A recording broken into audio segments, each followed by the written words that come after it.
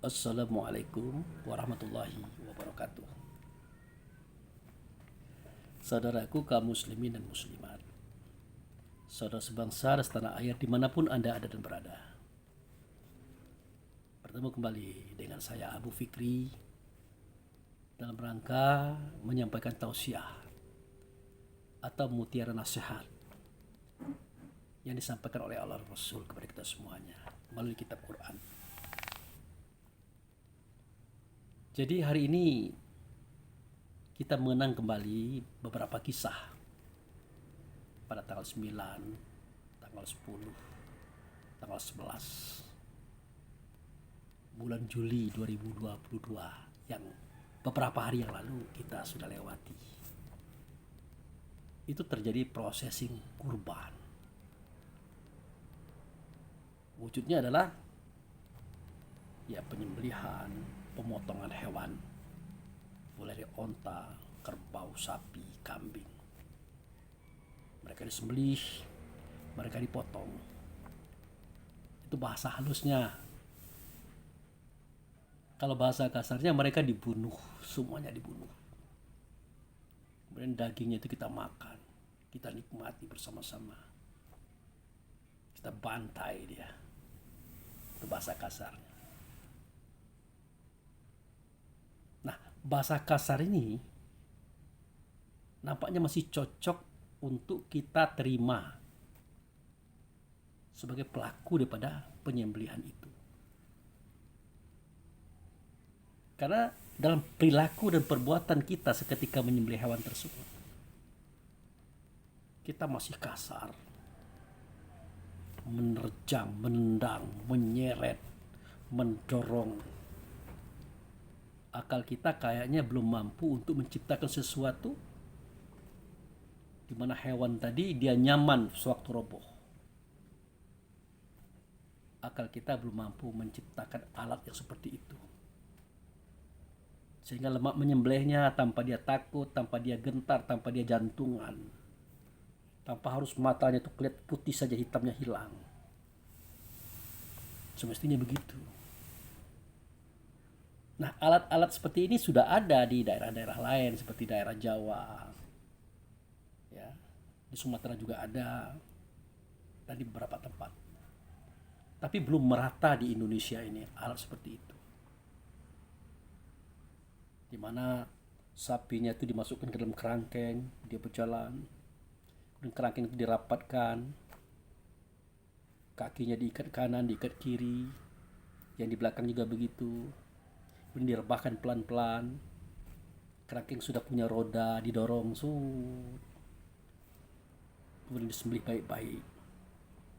Tanpa ada rasa ketakutan, kecemasan. Itu sudah dibuat oleh sebagian daripada saudara kita. Kalau di YouTube itu saya lihat itu di daerah Jawa adanya seperti itu. Kalau di Sumatera Allahu a'lam saya belum tahu. Semestinya seperti itu. Nah, yang terjadi di kita adalah menyeret, menjajal, menendang, mendorong, menggepit, menjatuhkan dengan kasar dan brutal. Makanya saya katakan bahasa sembelih itu masih bisa kita katakan bahasanya membunuh. Karena begitu sama. Cara kita mengolah, melakukan penyembelihan itu sama. Sama apanya? Sama kasarnya. Sama brutalnya. Tanpa pernah kita bertanya, siapa yang disembelih itu? Tanpa kita bertanya itu. Tapi kalau kita bertanya, apa yang disembelih itu? Pasti jawabnya, onta, kerbau, sapi, kambing. Kalau pertanyaannya, apa? Tapi kalau pertanyaannya, siapa yang disembelih itu? Akan ada hubungannya dengan orang yang memiliki hewan kurban itu, saudara. Kenapa sedemikian? Karena sejatinya sejarah kurban ini dimulai oleh Nabi Ibrahim dan Nabi Ismail. 3 kali mimpinya Nabi Ibrahim daripada Allah sebagai perudutan wahyu dan perintah Allah kepada Ibrahim. Tidak ada perintah itu mengatakan, hai Ismail, potong kibas, potong domba, tidak ada. Kalau seperti itu perintahnya gampang, tidak perlu Ibrahim ragu, pusing memikirkannya, musyawarah pada istri dan anaknya, tidak perlu. Kalau perintahnya adalah domba atau kambing. Tetapi ini benar-benar saudaraku, yang diperintah sembelih oleh Allah kepada Ibrahim itu adalah putranya beliau, Ismail itu. Dirobek kulit, diputus urat, dipecah tulang. Mengalir seperti air, berhembus seperti angin, kental seperti tanah, merah seperti api. Itulah darah yang harus ditumpahkan. Karena tubuh badan jasad kita terjadi dan terbuat daripada 4 anasir itu. Anasir angin, anasir air, anasir tanah, anasir api. Nah, begitu. Nah, hanya saja di era sekarang ini kan lain. Lebih banyak kita memotong onta, kerbau, sapi. Kalau kambing dan domba jarang. Padahal dari zaman Nabi Adam sampai Nabi Ibrahim, Nabi Musa sampai Nabi Isa, penyembelihan itu semuanya kambing atau kibas. Tidak onta, tidak kerbau, tidak sapi. Kenapa? Ya karena merujuk kepada pribadi seseorang yang memiliki hewan kurban itu. Dari penyembelihan tadi, ya, mulai daripada ditarik hewannya, diikat, disembelih, ya, kemudian getaran jantungnya, semprotan darahnya, itu mencerminkan kepribadian si pemilik kurban. Semestinya seperti itu. Tetapi oleh ulama akhir zaman, domba dan kambing itu dijelmakan menjadi onta, kerbau, dan sapi. Kenapa sedemikian? Ya karena memandang kemaslahatan, kepentingan dan kebutuhan masyarakat banyak. Dan hasilnya itu boleh. Boleh saja. Dengan catatan, satu daripada kerbau atau sapi itu tadi, ya pemiliknya 7 orang. Pemiliknya 7 orang. Yang repot adalah seketika kita hendak melihat pribadi sapi atau pribadi kerbau tadi, itu kita repot. Seketika sapinya itu mengamuk, merontak-rontak, ditendang, diseret, diterjang, dibantai, berhamburan darahnya, bahkan tukang potong pun kena basah.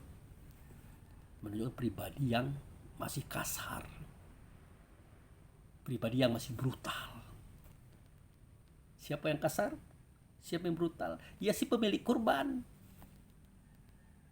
Nah karena dia 7 orang, kita mau ngomong siapa? Oh kamu tuh yang seperti itu kamu, kalau yang bagus tuh saya. Tidak bisa seperti itu. Nah disinilah persoalannya, disinilah kesulitannya untuk kita berkurban dengan kerbau, sapi atau onta tadi. Tidak bisa kita deteksi kepribadian siapa.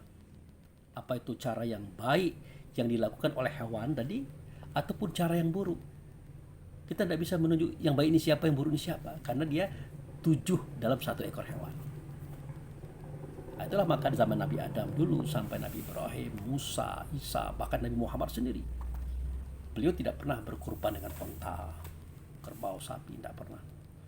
Selalu saja domba, kambing. Begitu. Nah, peralihan daripada kambing dan domba menjadi sapi itu dibolehkan karena di zaman Nabi Adam kurban itu pernah terjadi dalam 2 bentuk jenis. Si Habil, putra beliau, karena dia adalah penggembala, dia mempersembahkan kurban itu dalam bentuk domba yang gemuk besar, putih, indah, yang terbaik. Qabil karena dia seorang petani, ya dia mempersembahkan buah-buahan, biji-bijian, sayur-sayuran. Tapi sayang dia tidak ikhlas. Bijinya itu sudah busuk, buahnya itu sudah layu, sayurnya juga begitu. Sehingga ketika dicek kurban mereka itu, kurban Qabil tidak diterima. masih tetap begitu saja, bahkan lebih buruk lagi, lebih busuk lagi karena sudah 3 hari 3 malam. Sementara kurbannya Habil hilang lenyap, entah kemana, tidak ada bekasnya. Nah, ternyata pada zaman Nabi Ibrahim, zaman Nabi Ismail ketika beliau hendak disembelih, itunya hewannya si Habil tadi, kibas yang gemuk besar putih, muncul sebagai ganti penyembelihan atas diri Ismail oleh Nabi Ibrahim. Nah, prosesing kejadian yang dialami Ibrahim terhadap Ismail tadi, itulah hakikat kurban. Yang disembelih itu adalah orang yang punya hewan kurban, bukan hewannya, tapi orangnya. Oleh Allah dibentuklah syariatnya, diganti dengan hewan kurban. Kalau zaman Nabi Ibrahim itu adalah kibas atau domba yang besar, milik si Habil waktu zaman Nabi Adam. Itu dia, saudara. Nah, jadi kita yang menyembelih hari ini harus paham itu, bahwa yang kita seret, yang kita terjang, yang kita jajal, yang kita dorong-dorong itu secara kasar, itu pada hakikatnya ada orang yang memiliki hewan tersebut. Semestinya kita hargai.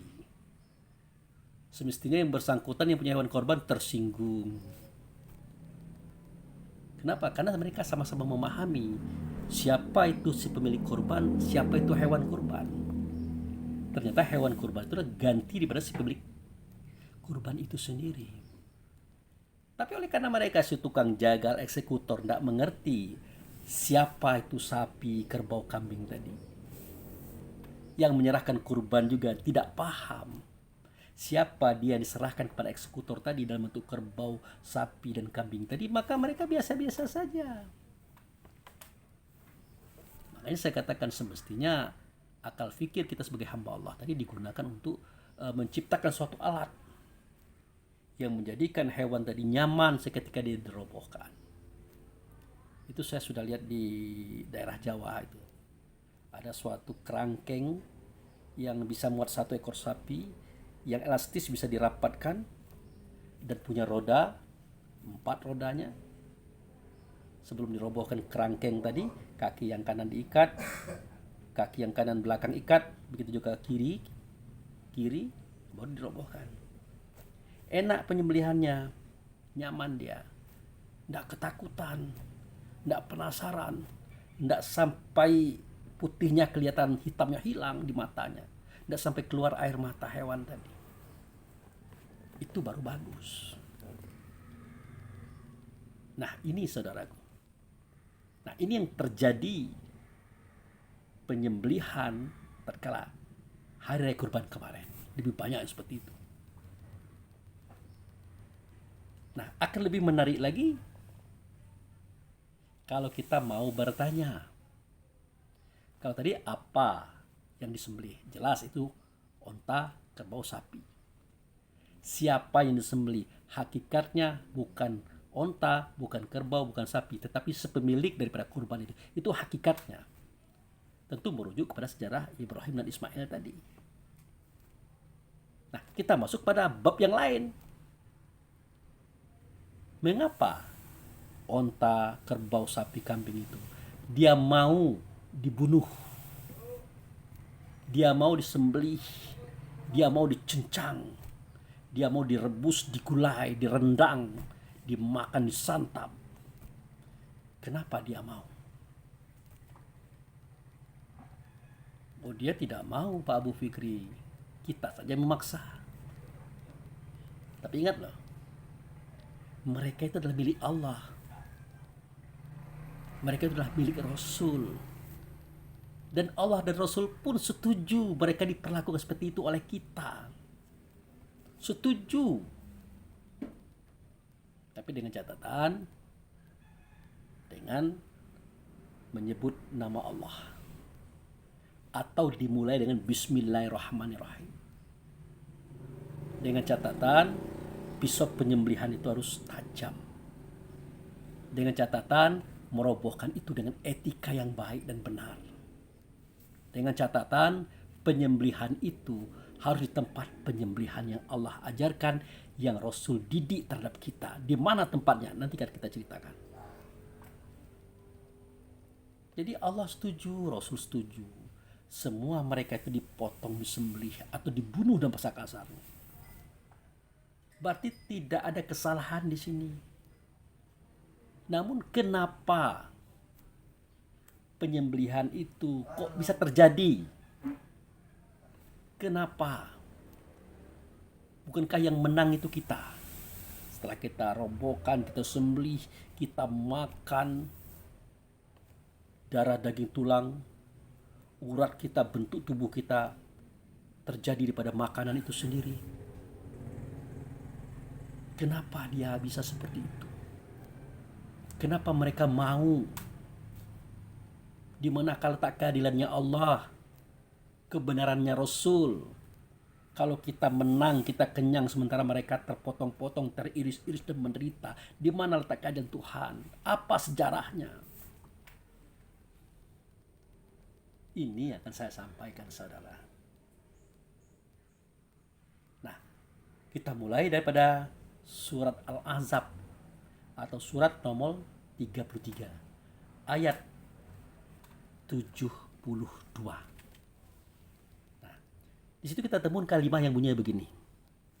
Inna aradanal amanata alas samawati wal ardi wal jibali fa abaina ayyahmilnaha wa ashfaqna minha wa hamalahal insanu innahu kana zoluma jahula. Itu bahasa Arabnya.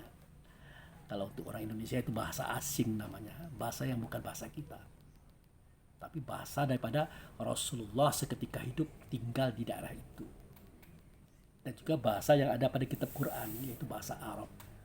Di situ letak kemuliaan bahasa itu, karena digunakan oleh Nabi Muhammad, sahabat dan kaum kerabat, serta tertulis dalam kitab Quran.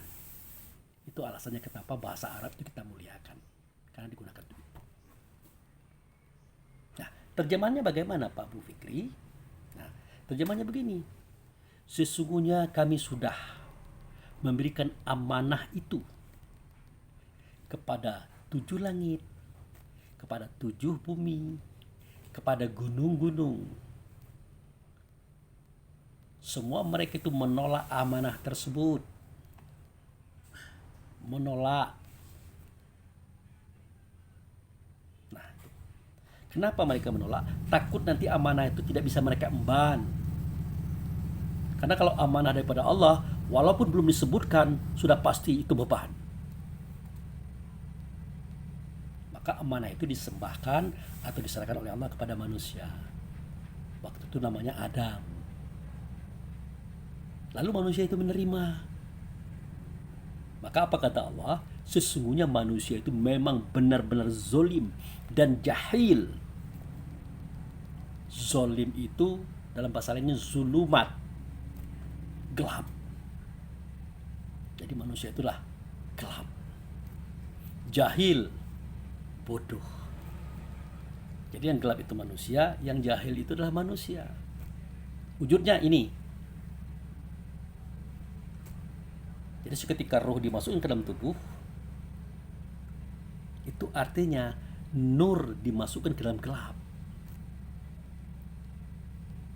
Ternyata terangnya roh tadi kalah oleh gelapnya tubuh ini. Maka terparilah dia di hati, terparilah dia di dalam gelap. Siapakah yang bisa membebaskan ruh untuk keluar daripada kegelapan ini? Allah yang bisa menjawabnya. Apa kata Allah? Allahu waliyul ladzina amanu yukhrijuhum minaz zulumati ilan nur walazina kafaru awliya'uhum taghut yukhrijunahum minan nuri ilaz zulumat. Artinya Allah itu adalah wali. Rasul itu adalah wali, perwujudan daripada penolong orang yang beriman. Penolong orang yang pernah melihat Allah dan Rasul, yang bersaksi dia, maka dia bernama mukmin. Itu ruh. Hanya bisa Dia yang menolong kita untuk keluar dari alam gelap ini kepada alam yang terang.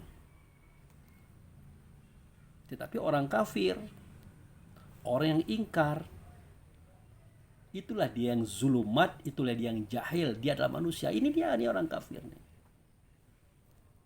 Yang dalam dirinya ada sifat pantang kelintasan, pantang kerendahan, pantang kurang, pantang kalah. Ya. Yang dalam dirinya ada sifat ajib, ria, takabur, iri, dengki, hasud, binatang, malu, dan sombong. Yang dalam dirinya ada sifat benci dan menghancurkan. 17 sifatnya dia itu yang menjadikan gelap pada tubuh ini.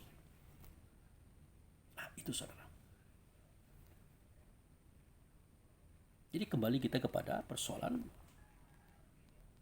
kenapa hewan-hewan itu harus tersiksa, terbunuh oleh kita. Kok Allah dan Rasul setuju? Dan mereka pun mau tak mau harus setuju. Kenapa? Alasannya adalah surat Al-Ahzab ayat 72 tadi. Itu alasannya.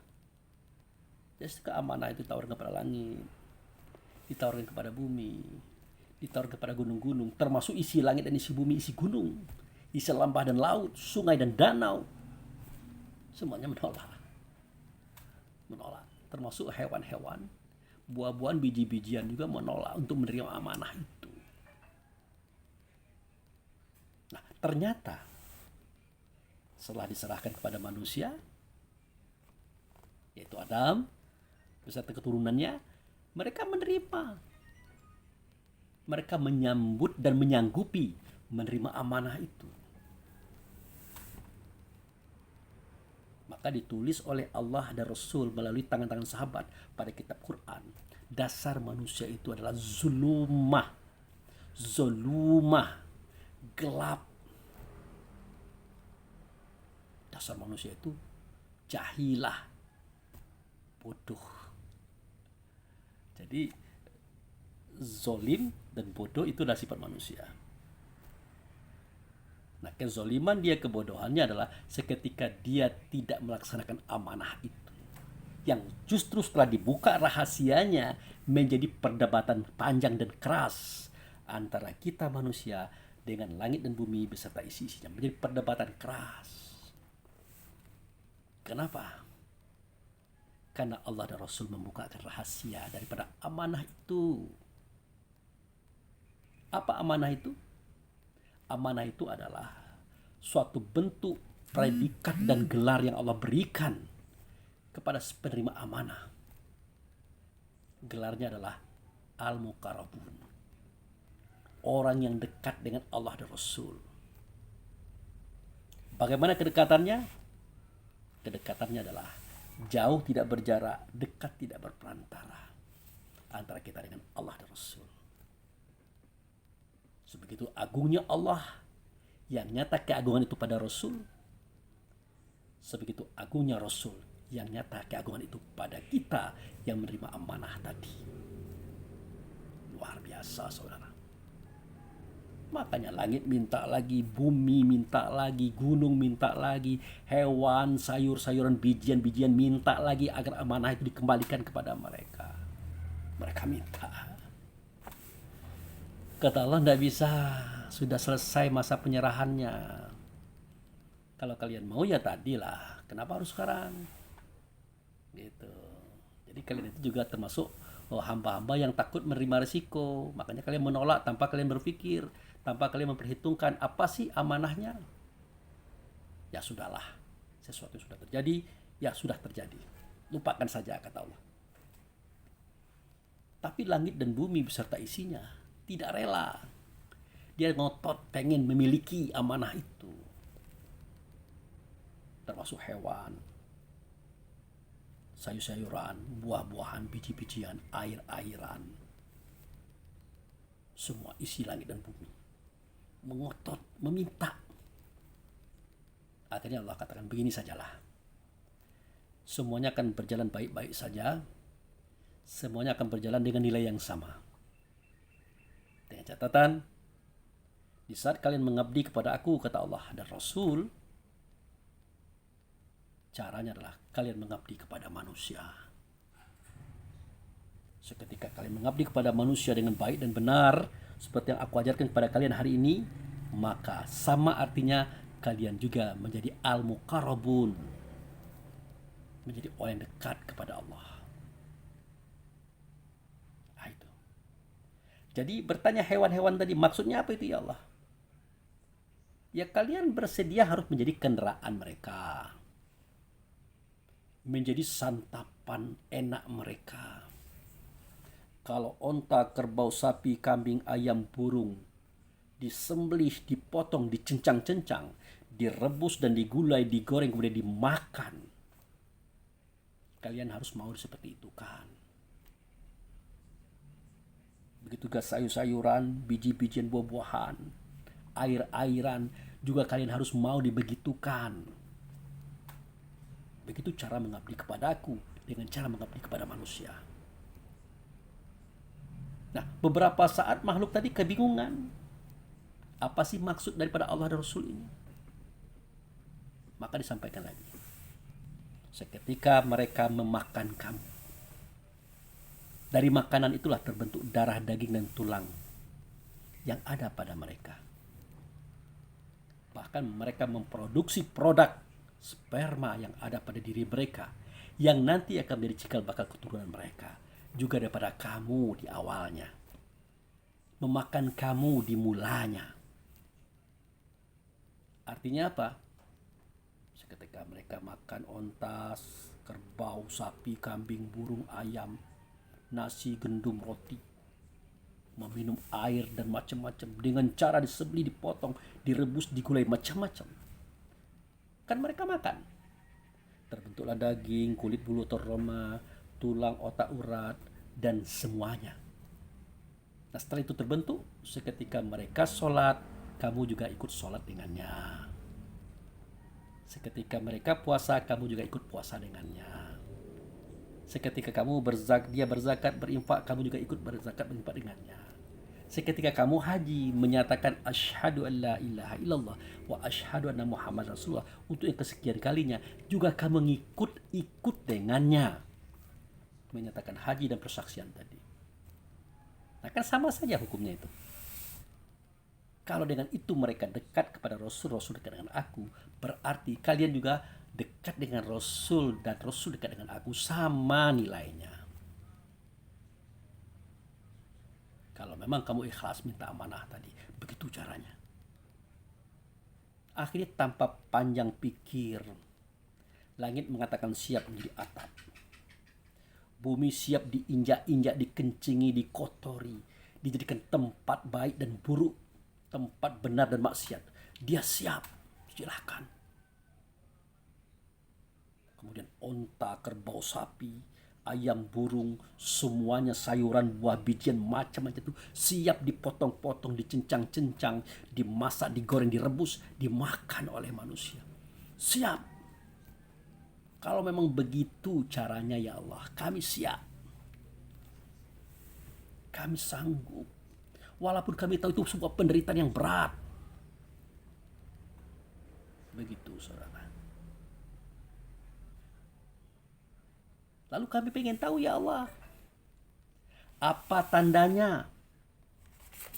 Apa tandanya mereka itu melakukan penyembelihan, pemotongan, ya, dan juga memasak, memakan. Semua itu adalah untuk kami membentuk tubuhnya menuju Engkau. Apa tandanya? Apa tandanya? Ya, kata Allah, tandanya adalah seketika dia hendak menyembelih, seketika dia hendak memotong lehermu, terlebih dahulu dia membawa kamu dengan ingatannya. Dia berhakikat hadir di sisi Baitullah atau Baitul Atiq. Di situ kamu disembelih, dirobek kulit, diputus urat, dipecah tulang. Berhembus seperti angin, mengalir seperti air, kental seperti tanah, merah seperti api. Itu namanya darah. Di situ ditumpahkan. Di situ mereka berhakikat menyembelih kamu. Itu yang disebut dengan Bismillahirrahmanirrahim. Bismillah itu yang disebut dengan menyebut nama aku. Disebut nama aku, maka tersebut nama Muhammad. Tidak sempurna penyebutan mereka kepada aku tanpa disebut nama Muhammad. Tidak sempurna penyebutan mereka pada Muhammad tanpa disebut nama aku. Itulah Bismillahirrahmanirrahim. Yang dengan nama Allah itu dia pengasih, dia penyayang. Wujudnya adalah Alhamdulillahirabbil alamin. Alhamdu itu alif lam nama Allah, hamdu nama Muhammad. Bergeser dikit namanya Ahmad. Menjelma dia menjadi kamu, menjadi manusia, maka dia disebut dengan Muhammad. Nah, begitu caranya. Jadi kamu dibawanya dengan ingatannya. Mereka berhakikat kepada tempat itu, di situ kamu disembelihnya. Itu tandanya begitu. Nah, jadi saudara-saudaraku yang saya hormati, si hewan tadi, si buah-buahan tadi, si biji-bijian tadi, si sayur-sayuran tadi, si air tadi, mereka akan merasa nyaman dan nikmat kembali kepada Allah, mengabdi kepada Allah dengan cara kita santap, tapi dengan catatan penyembelihannya, pengolahannya sebagai makanan pokok kita harus di sisi Baitul Atiq atau Baitullah Hakikat. Artinya, seketika kita menyembelih itu, kita ingat dulu tempat penyembelihan di sisi Baitullah Hakikat, di sisi Baitul Atiq. Baitullah Hakikat yang mana? Baitullah Hakikat yang di luar sentor alam semesta, yang ada di negeri Bakkah, jauh, yang kita sudah lupa. Tetapi kan Allah sudah mempermudah. Masjidil Haram di sana dijadikan Masjidil Haram di sini. Ada di kota Mekah. Bakkah di sana, Mekah di sini, ada di Timur Tengah. Baitullah di sana, ada Ka'bah di sini sebagai tanda Baitullah. Nah, disitulah kita menyatakan, menyangkutkan ingatan kita sebagai hakikat. Karena ketetapan hakikat itu pada ingatan, saudaraku. Nah, dibawalah hewan itu dengan ingatan kita, dengan hakikat kita di sisi Baitullah atau Baitul Atiq tadi. Artinya, onta, kerbau, sapi, ayam, ikan, kambing, macam-macam tadi. Boleh kita sembelih di rumah, di kebun, di lapangan, boleh. Tetapi seketika kita menyembelih itu, sebelumnya ingatan kita, rasa kita, kesadaran kita sudah membawa mereka di sisi Baitul Atiq atau Baitullah. Itu yang benarnya. Nah, kisah ini Allah ceritakan dalam surah Al-Hajj, yaitu surat nomor 22 ayat 33, yang bunyinya sebagai berikut. Lakum fiha manafi'u ila ajali musamma summa mahiluha ilal baitil atiq. Bagi kamu hewan-hewan itu ada manfaatnya, yaitu untuk membangun dan membentuk batang tubuhmu sebagai alat kerjamu, sebagai kendaraanmu, sebagai casingmu. Tetapi batas waktu yang ditentukan. Kalau sampai ajal, itu tidak bisa lagi berlaku. Itu maksudnya, saudara. Nah, penyembelihan hewan tadi, binatang tadi, buah tadi, sayur tadi, air tadi, di sisi Baitul Atiq, di sisi Baitullah, dengan ingatan kita. Menyatukan rasa dengan ingatan, muncul kesadaran kita bahwa dia ke situ berhakikat. Di situ kita sembelih. Di situ kita tumpahkan darahnya. Setelah selesai, kita olah kembali dia dalam bentuk memasaknya, mengolahnya untuk menjadi makanan. Tetap seperti itu caranya. Di sisi Baitullah. Barulah nyaman mereka itu. Jadi processingnya bagaimana Pak Abu Fikri? Ya processingnya sama dengan sholat, sama dengan puasa, zakat, haji, dan semua pekerjaan kita sama processingnya. Pertama, kita ingat alamat dulu. Nah, kan kita tahu kita alamatnya itu. Dari mana saja kamu keluar, di mana kamu berada, hadapkan wajahmu ke Masjidil Haram. Nah, itu alamat pertama. Kedua, setelah sampai di situ, falyabudu rabb hadzal bait. Kau menyembah Tuhan di sini, kau taat kepada Tuhan di sini, kau patuh kepada Tuhan di sini. Di rumah ini, dia menuju kepada Ka'bah sebagai tanda Baitullah. Kemudian tambah lagi, fatahizu mim maqami Ibrahim musholla. Jadikanlah sebagian makom Ibrahim itu tempat kamu berhubungan dengan Allah dalam masalah apapun, termasuk penyembelihan ini. Ternyata makom Ibrahim ada di depan Ka'bah. Karena makom Ibrahim itu tanda Ka'bah, Ka'bah itu tanda Baitullah. Hadir kita di depan Ka'bah sama hadir di depan Baitullah hakikat. Hadir kita di depan Baitullah hakikat sama hadir di depan Muhammad sebagai wujud serta Allah. Hadir kita di depan Muhammad sama arti kita hadir di depan Allah itu sendiri. Walaupun Muhammad bukan Allah, Allah bukan Muhammad, saudara. Begitu aturannya. Ya sama saja. Jadi ingat dulu alamatnya. Setelah sampai di tempat, ingat tempatnya. Setelah kita sembelih, jangan lagi ingat alamat. Jangan lagi ingat tempat. Berkonsentrasilah kita kepada apa yang kita kerjakan. Begitu. Jangan ingat semuanya. Tidak bisa. Begitu juga waktu mau memasak, mau memotong, mau mengolahnya. Ingat alamat, ingat tempat, ingat di mana kita harus menyembelih, memotong, menyayat, memasaknya. Setelah selesai itu sudah. Lanjutkan pekerjaan itu dengan hati-hati. Kita konsen pada pekerjaan.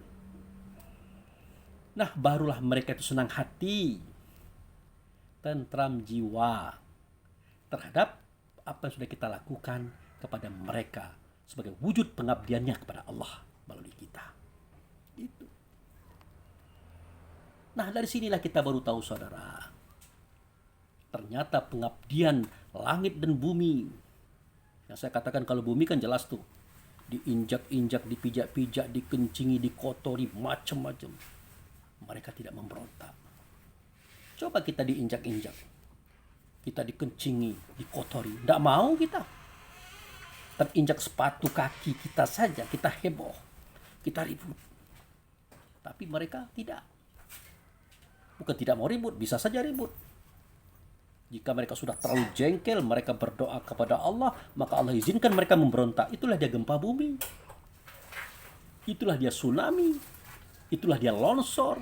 Karena sudah tidak tahan lagi ulah perangai manusia ini. Nah, makanya kisah perasaan mereka ini diceritakan oleh Allah dalam surah Ar-Rum. Yang bunyinya, telah terjadi kerusakan di darat dan di laut oleh ulah tangan manusia. Jadi jengkel dia. Nah, ini sebagai bukti bagi kita bahwa mereka juga punya rasa dan perasaan loh. Punya rasa kehormatan. Bukan sembarangan mereka itu siap diinjak-injak, ditumpahkan kotor. Bukan sembarangan. Karena ada perjanjian dengan Allah. Perjanjian dengan Rasul untuk pengabdian kepada Allah melalui mengabdi kepada kita manusia. Itu intinya. Makanya mereka siap diinjak-injak. Begitu juga onta, kerbau, sapi, kambing, ayam, dan macam-macam tadi. Sayuran-sayuran, biji-bijian, buah-buahan, semua itu. Bukan mereka mau-mau saja begitu. Tidak. Ada perjanjian dengan Allah dan Rasul sebagai pengabdian mereka kepada Allah melalui diri kita. Dan mereka juga bisa memberontak loh makanan itu. Makanya kalau kita mau makan kan ada ungkapan doanya. Allahumma barik lana fima rozaqtana wa qina azabannar. Ya Allah, berkatilah kepada kami makanan ini. Atas rezeki yang sudah Kau berikan kepada kami dalam bentuk makanan ini. Di ujung doa, wa qina azabannar. Lindungi kami daripada api. Daripada kemarahan makanan ini yang akan membakar perut kita, membakar tubuh kita sehingga kita jadi demam dan sakit. Itu makanya kita demam panas, saudara. Dia memberontak. Kenapa? Karena kita keliru menggunakannya, salah memanfaatkannya, salah dalam cara-cara kita memperlakukannya. Akhirnya dia jadi sumber penyakit. Jadi baik langit ataupun bumi, makanan ataupun minuman, kalau sudah marah memberontak, ditampakkan oleh Allah kepada kita gerakan mereka itu secara real, tak terdustakan. Begitu. Oh, kami belum cerita itu Pak Abu, belum dengar cerita Pak Abu tentang langit marahnya bagaimana. Lah itu kan hujan meteor, hujan batu macam-macam, semua itu kan wujud kemarahan mereka. Makanya kaum Sodom dan Gomora seketika mereka melakukan pelanggaran yang sangat besar, itu kaum Nabi Lut tadi, maka langit memuntahkan laharnya, memuntahkan meteornya, menghantam gunung, memuntahkan laharnya, isi perutnya. Bumi pun bergoncang, mereka binasa. Itu wujud kemarahannya mereka atas perbuatan kita. Nah, ini menunjukkan kepada kita, kita jangan sembarangan terhadap mereka loh. Santunilah mereka tuh, hargai mereka.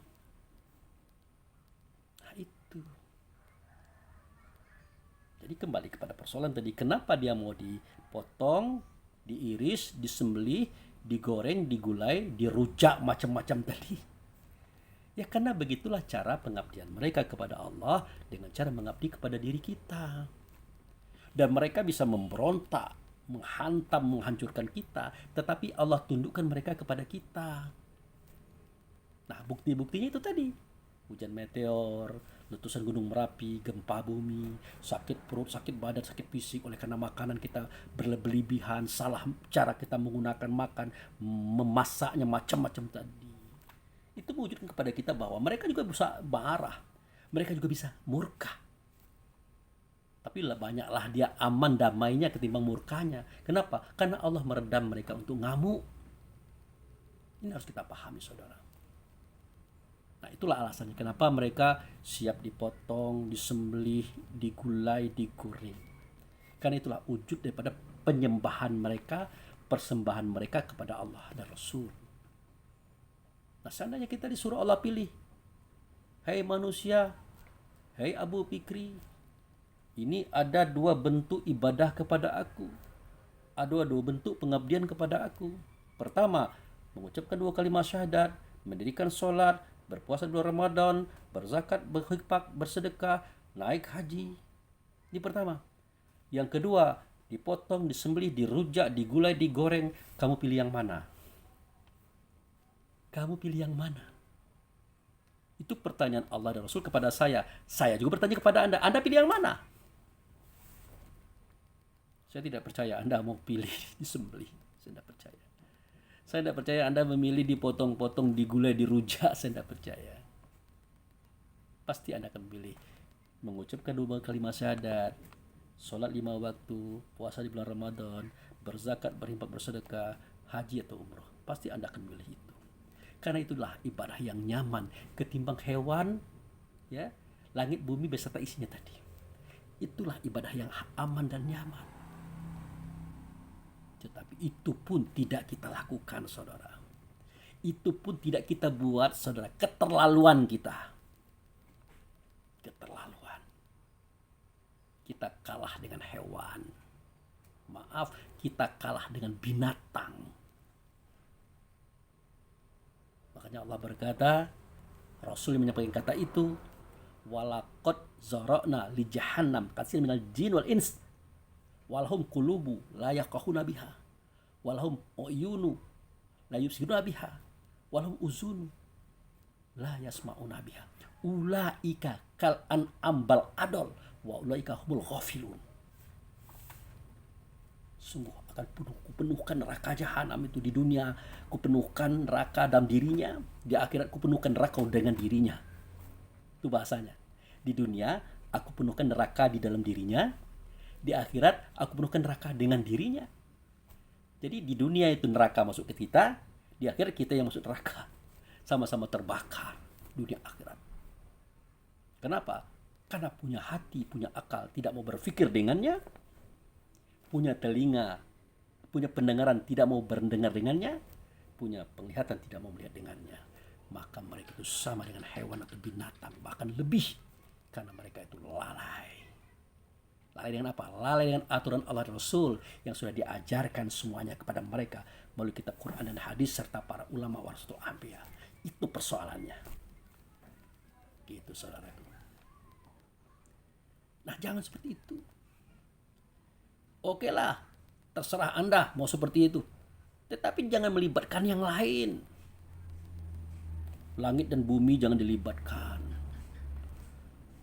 Onta, kerbau, sapi, ayam, burung, sayur, biji-bijian, buah-buahan, air-airan jangan dilibatkan. Jadi maksudnya apa? Maksudnya adalah jangan sampai pula Anda seketika menyembelih hewan tadi, Anda tidak menyebut nama Allah dan Rasul. Anda tidak membawa dia ke tempat penyembelihan yang Allah dan Rasul ajarkan. Begitu juga para cara memasak, mengolahnya. Jangan sampai seperti itu. Kalau Anda menyembelih mereka itu serampangan, tidak dengan nama Allah dan Rasul, tidak di tempat itu, semau-maunya Anda saja, Anda tahu apa akibatnya. Mereka menyesal untuk disembelih. Mereka menyesal untuk dipotong. Mereka menyesal untuk kalian makan. Mereka menyesal, saudara. Karena mereka siap dipotong dan disembelih bukan untuk seperti itu kan. Nah, itu. Makanya dalam surat At-Takwir ayat 5. Nanti seketika goncang langit, goncang bumi. Ya. Gunung meletus, lahar pun turun, air menjadi minyak, minyak menjadi api, terbakar semua makhluk di atas bumi ini. Itu kiamat namanya. Kan semua manusia kan keluar lagi tuh. Coba perhatikan surat Iza zulzilatil ardu zilzalaha wa akhrajatil ardu asqalaha wa qolal insana malaha yauma izin. Nah, pada hari itu kami keluarkan manusia. Supaya apa? Supaya mereka melihat akibat perbuatannya. Jadi jangan pernah berpikir kita, wah enak mati sekarang, enak kembali kepada Allah sekarang, tidak bertemu dengan hari kiamat. Omong kosong. Pasti kita akan bertemu dengan hari kiamat itu, saudara. Pasti akan dibangkitkan lagi, saudara. Akan kita lihat akibat perbuatan kita.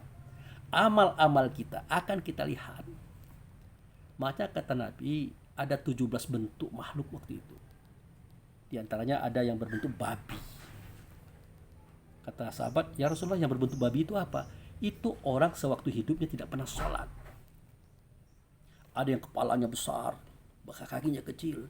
Kalau dia berjalan menggelinding.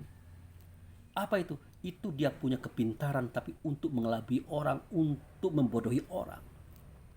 Ada yang perutnya besar, badannya kecil. Itu mereka banyak memakan barang yang haram. Ada yang mereka punya lidah yang panjang, diseret, dipotong, diseret, dipotong. Itu tukang adu fitnah, hoax kata orang sekarang. Itulah mereka.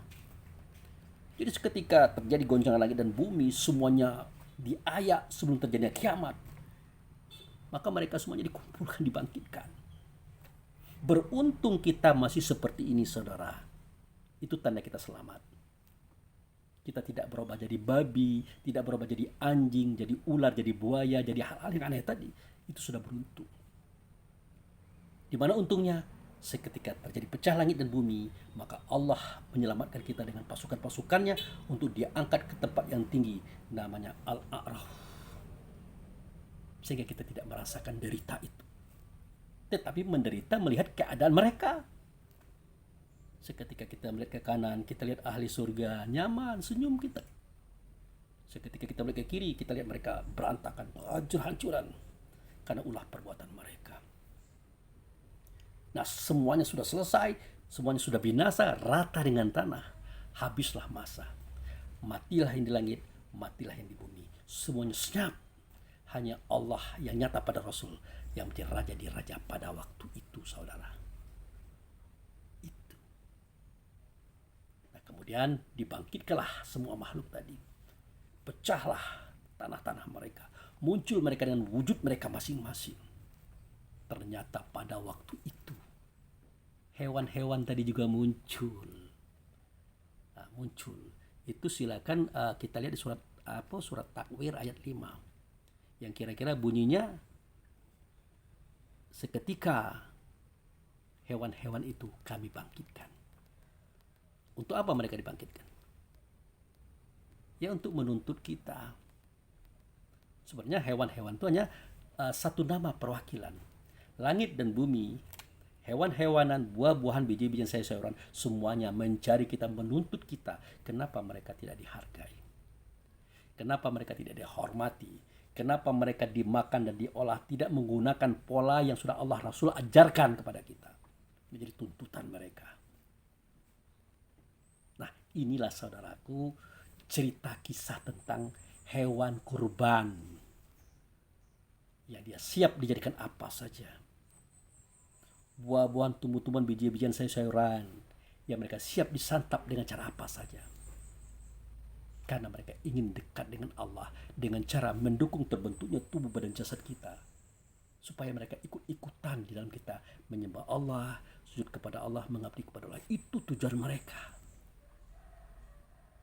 Ternyata setelah mereka dimakan dan diminum, diolah di tubuh badan jasad kita, kita tidak pernah sujud kepada Allah, tidak pernah tunduk kepada Allah, maka dia kecewa, kita pun juga akan kecewa. Inilah kebinasaan, saudara. Nah, itu saja informasi yang bisa saya sampaikan kepada kita semuanya. Semoga bermanfaat. Jadi, kedepannya nanti mari kita gunakan akal fikir kita untuk mengolah cara menyembelih hewan kurban itu dengan baik dan benar. Jangan kasar dan brutal. Jangan. Nah, sejatinya hewan itu adalah diri si pengorban hewan itu sendiri. Karena begitu ajarannya. Yang disembelih oleh Ibrahim itu adalah Ismail, bukan domba, bukan kibas, tapi Allah ganti. Kan begitu. Nah, kenapa zaman Nabi Adam, Ibrahim, Nabi Musa, Nabi Muhammad tidak kita dengar adanya kurban onta, kurban kerbau, sapi? Kenapa? Memang tidak. Karena susah melihat ini tingkah siapa ini di satu hewan 7 orang ini. Tingkah siapa? Itu masalahnya. Maka mereka memulai pelajaran ini pada kesejatian. Sejatinya domba dan kambing itu adalah diri kita. Dari sikap domba tadi, dari sikap kambing tadi, kita akan tahu apa dan bagaimana kita. Makanya ada istilahnya sholat kurban. Seketika hewan kita dipotong, ternyata bentuk hewan itu bagus, gerakannya manis, tidak menunjukkan kekasaran, kebrutalan, berarti kita sudah mulai baik. Nah, kita sholat 2 rakaat, kita berdoa kepada Allah supaya kebaikan diri kita, prestasi kepribadian kita sudah bagus, mohon dibaguskan kembali ya Allah. Itu intinya. Nah, seketika kita lihat hewan yang ngamuk, pontang-panting, darahnya mencer, jantungnya bergetar kuat, menunjukkan kepribadian kita yang masih labil dan salah, brutal dan sadis. Itu juga kita sholat kepada Allah 2 rakaat supaya diperbaiki ya Allah. Itu salah satu bentuk wujud hikmah kurban itu. Tetapi oleh ulama akhir zaman, semua itu dirubah menjadi onta, kerbau dan sapi untuk 7 orang 1 ekor hewan. Demi apa? Demi kemaslahatan. Namun ingat, kurbannya tetap sah. Kurbannya tetap diterima oleh Allah. Hanya kita bingung menentukan ini siapa, ini yang kayak gini, ini perangainya siapa ini. Kalau yang kalem-kalem mau kita ngaku semua. Oh, itu saya. Tapi pas dia merontak, dia ngamuk, apalagi diolah oleh yang tidak mengerti. Kacau, tidak ngerti kita. Tapi tetaplah sholat 2 rakaat setelah kita melihat kurban itu disembelih. Kita bersangka baik saja kepada Allah. Demikian saudaraku kaum muslimin dan muslimat yang bisa saya sampaikan. Semoga informasi ini bermanfaat dan bisa kita amalkan, terutama seketika kita mau memakan dan mau meminumnya itu. Hendaklah dengan bismillahirrahmanirrahim. Dimulai makan itu di tempat kita memakannya di Baitullah atau di sisi Baitul Atiq. Makanlah tenang-tenang, jangan berlebihan, jangan sampai kita salah dalam memakan itu sendiri. Nanti dia memberontak, jadi api dia, dibakarnya perut kita ini, dibakarnya badan kita ini, panas kita ini, sakit kita ini. Makanya doa makan itu berbunyi, Allahumma barik lana fima rozaqtana wa qina azabannar. Nah, itu dia. Kita berlindung kepada Allah Rasul daripada azab neraka, efek daripada marahnya makanan kepada kita. Itu saja saudaraku kaum muslimin dan muslimat. Lebih kurang saya mohon maaf. Saya tutup penyampaian ini, tausiah ini dengan ucapan wabillahi taufiq wal hidayah. Assalamualaikum warahmatullahi wabarakatuh.